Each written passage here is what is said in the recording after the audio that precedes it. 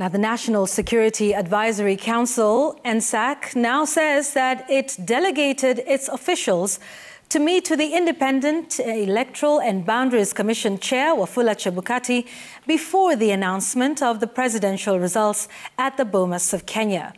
Attorney General Paul Kihara, through Senior Counsel George Oraro, however, refuted claims by Chebukati that the NSAC delegation was at the Bomas of Kenya to influence and moderate the presidential result. And as Hassan Mugambi reports, Oraro said it was a routine meeting and not the first one that the NSAC was having with the Commission. The second day of the hearing of the presidential petition saw the National Security Advisory Council, NSAC, defend the August 15th meeting, stating that they had previously held meetings with Chebukati and there was nothing unusual with the said meeting. Acting for Attorney General Paul Kihara, Senior Counsel George Oraro told the court that Chebukati met with officials from NSAC in July this year, where he requested the assistance of the body in providing security during the election. And briefed the NSA on the status of the preparation of general election and sought to involve it fully on matters of security, both in context of ongoing activities and also to help them from time to time.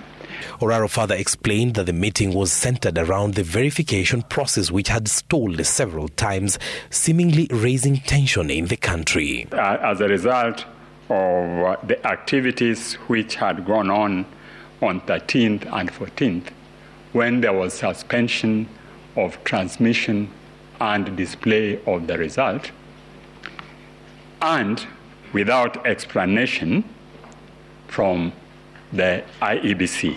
Oraro accused Chebukati of treating the officials with contempt, having kept them waiting for hours despite being notified of their visit in advance. They were not met when they came. They managed to find where to wait, but they were kept waiting for 4 hours.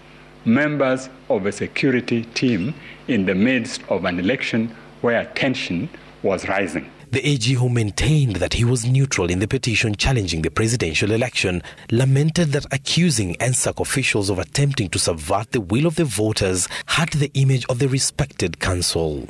The chairman reported the events which unfolded at the Tallying Center on 15th August to the police and revealed both an OB and also made a statement. There was no mention at all of this heinous act. Questioning the submissions before them, the Supreme Court judges sought proof from the IEBC that the council indeed tried to interfere with the Commission's constitutional duty.